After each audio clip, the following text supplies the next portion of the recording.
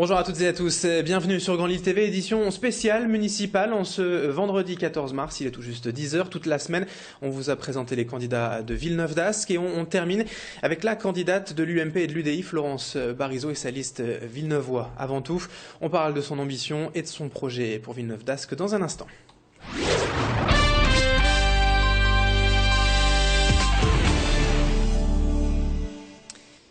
Et avant toute chose donc, bonjour Florence Barizeau.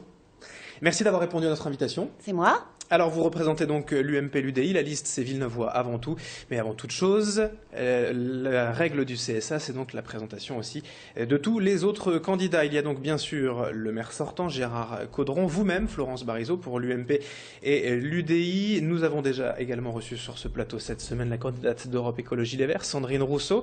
Il y a eu également Martine Berthoulou pour le Front de Gauche, toujours à gauche Lutte Ouvrière représentée par Pascal Rouget et enfin de l'autre côté de l'échiquier politique, le Front National avec Véronique Descamps. Pour situer tout de même Villeneuve d'Ascq, grande ville à l'est de la métropole lilloise, juste à l'est de Lille. Cette ville, pour Villeneuve d'Ascq, votre liste, eh bien, elle s'appelle Villeneuvois. Avant tout, c'est votre première candidature en tant que tête de liste pour une municipale. Peut-être que certaines personnes ne vous connaissent pas bien. Présentez-vous rapidement. Oui, alors Florence Barizeau, j'ai 41 ans, en l'occurrence l'âge de la ville nouvelle, l'âge de Villeneuve d'Ascq. Je suis mariée, l'heureuse maman de 3 enfants et je dirige une entreprise de 7 collaborateurs dans le secteur du BTP. Alors c'est une première candidature, je le disais, vous êtes déjà élu, mais en tout cas municipale, première candidature.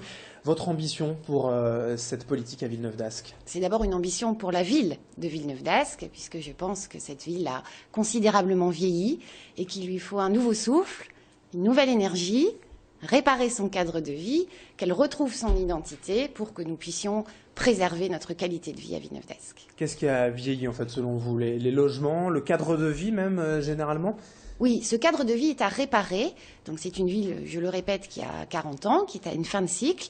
Donc il faut un nouveau booster. Donc il y a les logements, il y a les équipements également, les équipements sportifs notamment, qui ont considérablement vieilli, oui. Alors en termes vraiment de priorité, on n'aura pas le temps de tout développer, mais vraiment votre priorité principale? Je serai très attentive au cadre de vie. Au-delà du cadre de vie, Villeneuve d'Ascq souffre aussi d'un matraquage fiscal, comme beaucoup de villes, une insécurité grandissante. Et surtout, parce que c'est une ville différente des autres, il faut réinventer une proximité avec les habitants. Qu'est-ce qu'il y a de différent à Villeneuve d'Ascq, selon vous, et qui mérite donc d'être sauvée?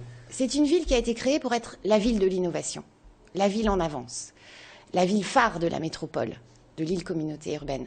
Et c'est cette identité qu'on est en train de perdre. C'est en tout cas pour ça que je suis tombée, moi, amoureuse de cette ville. Alors, vous souhaitez, par exemple, si on parle de sécurité, doubler les effectifs de la police municipale, des caméras de vidéosurveillance également? Ça, c'est important à vos yeux? C'est très important pour nos concitoyens, pour les Villeneuvois, pour les habitants. Nous sommes une des villes où nous avons le moins de policiers municipaux par habitant et pourtant une insécurité grandissante. C'est un devoir de la garantir pour nos concitoyens. Oui, alors ça coûte cher forcément et pour autant, l'ambition des impôts, c'est de ne pas les augmenter. C'est même de diminuer la taxe d'habitation de 10%. Il y a des marges de manœuvre. Il y a des marges de manœuvre. Quelles sont-elles? C'est quoi les solutions? Nous avons élaboré notre projet avec les Villeneuvois, d'abord, avec l'année de l'écoute, à travers une grande campagne de proximité. On a fait 700 heures de porte-à-porte, 70 réunions de proximité, et sous l'œil intransigeant d'experts, notamment en finances publiques. Et je peux vous dire que le projet, non seulement il est innovant, mais il est parfaitement crédible. Alors, vous dénoncez également l'asphyxie au niveau de la circulation routière. Une bonne occasion aujourd'hui d'en parler avec cette pollution actuellement dans la région. C'est quoi la solution pour améliorer justement le trafic, la circulation? Il y a ce problème de trafic et il y a aussi le fait que Villeneuve d'Ascq est fracturé par ce qu'on appelle le boulevard du Breuc, la RN 227, où là nous sommes fracturés, coupés en deux, balafrés, et nous proposons effectivement une couverture partielle et progressive de ce boulevard du Breuc par de larges passerelles végétalisées. Mais ça aussi, ça doit coûter cher. Oui, mais ça on trouvera. Des partenariats. Moi je suis une grande adepte des partenariats à trouver et il y a moyen de le faire. Alors l'ambition aussi c'est donc forcément d'être élu, mais faire mieux quand même qu'en 2008, 13-14% au second tour, ça sera insuffisant. La volonté donc, c'est d'y arriver. La volonté, bien sûr, c'est que Villeneuvois, avant tout, soit en tête dans cette ville, avec une équipe différente, crédible et motivée, qui se mettra au travail très rapidement avec les Villeneuvois. Alors, sur d'autres thèmes, hein, par exemple, pour continuer de développer votre programme, par exemple l'enfance ou également les personnes âgées, quelles propositions avez-vous? Alors, sur la petite enfance, il y a beaucoup à faire. Moi, je pense qu'il faut d'abord une crèche d'urgence.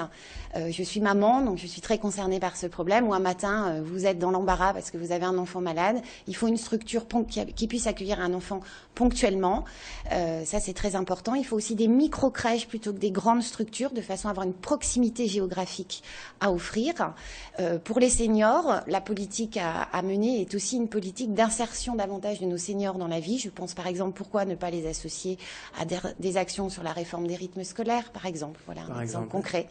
Et puis ce qui intéresse aussi évidemment tout le monde, hein, c'est l'emploi. Comment selon vous, un maire, et vous en l'occurrence, peut agir sur ce thème de l'emploi qui est très compliqué? Alors, un maire, il incarne la ville, c'est le visage de la ville. Il doit donc donner l'impulsion. Et ce qui nous manque à Villeneuve-d'Ascq, et pourtant on a beaucoup de sièges sociaux, beaucoup de dirigeants d'entreprise, beaucoup de commerçants, c'est un club de ces dirigeants et commerçants pour les inciter à rencontrer nos associations. C'est aussi des prêts bonifiés pour les artisans et commerçants de façon à les aider à l'installation, sécurisation des commerces, accessibilité des commerces. Le commerce de proximité en priorité plutôt que les entreprises? Absolument. Ce n'est pas des priorités contradictoires, mais le commerce de proximité doit être réimplanté dans la ville, oui. Alors, pour terminer aussi, on parlait donc du bilan, par exemple. Qu'est-ce que vous dénoncez sur ces 20 ans, 30 ans de présence de Gérard Caudron? Je pense que comme dans une entreprise, au bout d'un moment, on se sclérose en termes d'innovation. Et nous sommes la ville de l'innovation. Il faut une nouvelle équipe, une nouvelle énergie. Sur ce dernier mandat, il ne s'est rien passé. Oui.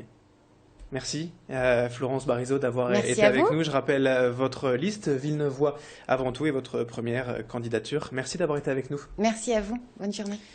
Merci à toutes et à tous de nous avoir suivis sur Grand Lille TV pour donc la présentation cette semaine des candidats de Villeneuve-d'Ascq, d'autres encore à suivre durant les prochains jours. L'info continue dans un instant.